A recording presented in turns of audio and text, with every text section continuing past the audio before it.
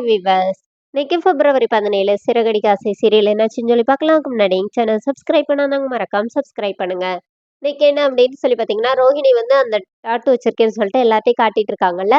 அப்போ உடனே ஸ்ருதி வந்து ரவி கிட்ட என்ன சொல்றாங்கன்னா, இந்த மாதிரி நீயும் என் பேரை இந்த மாதிரி டாட்டூ போட்டுக்கிடுவியா அப்படின்னு உடனே இப்ப ரவி என்ன சொல்றாருன்னா, உன்னை நான் என் மனசுலயே பதிச்சு வச்சிருக்கேன், எதுக்கு இதெல்லாம் போடணும் அப்படின்னு உடனே முத்து வந்து கை தட்டிட்டு செம்மையா சூப்பர்டா சூப்பர்டா உடனே இப்படி சொல்லி எஸ்கேப் ஆயிட்ட அப்படி சொல்லிட்டு ஸ்ருதி கேக்குறாங்க.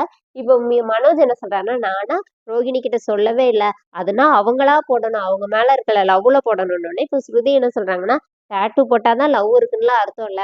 மனசுக்குள்ள லவ் இருந்தாலே போதும் அப்படிங்கிற மாரி சொல்றாங்க. அப்புறமா இவங்கலாம் இப்படி பேசிட்டு இருக்காங்க. இங்க என்ன ஆகுது அப்படின்னு சொல்லி பார்த்தீங்கன்னா, அங்க வந்து பார்வதியோட வீட்ல வந்து விஜயா டான்ஸ் கத்துக் குடுக்க வராங்க. அங்க வந்து அந்த சிந்தாமணி இருக்கிறாங்க.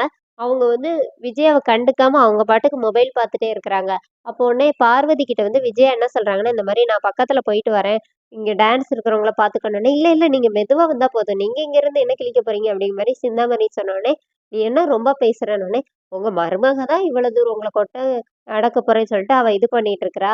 நீங்க இன்னும் இப்படி பண்ணிட்டு இருக்கிறீங்க அப்படின்னு சொல்லிட்டு சிந்தாமணி ரொம்ப இதா விஜயா வந்து இன்சல்ட் பண்றாங்க. அப்போ உடனே விஜயா என்ன சொல்றாங்கன்னா, அவ வந்து இப்போ பூ கட்டுறனால தானே இப்படி திமிரா ஓடிட்டு இருக்கிறா. அவள எல்லாத்தையுமே எதுவுமே இல்லாம அவள வீட்ல உட்கார வச்சேன்னா, அவ ஆட்டோமேட்டிக்கா எனக்கு மரியாதை குடுப்பாள்ல. அத நான் செஞ்சு தான் ஆவேன்னோனே, நீங்க சவால் விட்டா மட்டும் பத்தாது. அவ அதெல்லாம் செய்ய மாட்டா அப்படிங்கிற மாரி சொன்னோனே, விஜயா என்ன சொல்றாங்கன்னா, கண்டிப்பா நான் அவ வந்து அவ பூ வியாபாரம் எல்லாத்தையுமே நான் கெடுத்துருவேன் அப்படிங்கிற மாரி விஜயா சொல்லிட்டு இருக்கிறாங்க.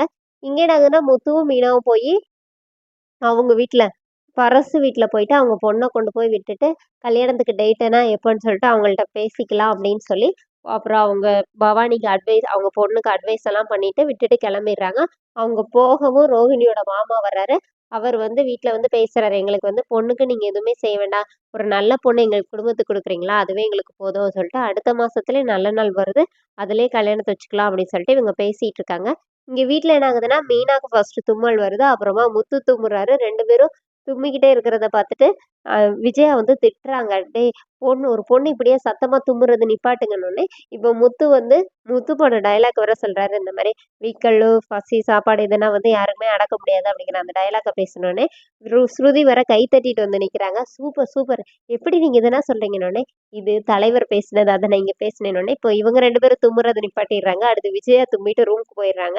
அதோட என்னோட எபிசோட் ரன் பண்ணிட்டாங்க. நாளைக்கு என்ன அப்படின்னு சொல்லி பார்த்தீங்கன்னா, அந்த டிராஃபிக் போலீஸ் வந்து பைக்ல போகும்போது ஃபோன் பேசிட்டு போறாரு. ஹெல்மெட் போடல. இது முத்துவும், செல்வமும் இங்க நிக்கிறாங்க.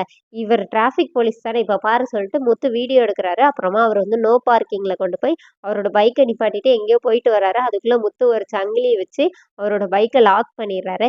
அப்ப பைக் எடுக்க போகும்போது லாக் ஆயிருக்குன்னு அவர் திரும்பி பார்க்கும்போது, சார் நான் தான் சொல்லிட்டு முத்து சாவிய காட்டுறாரு. அதோட என்னோட எபிசோட் ரன் பண்ணியிருக்காங்க. Thank you.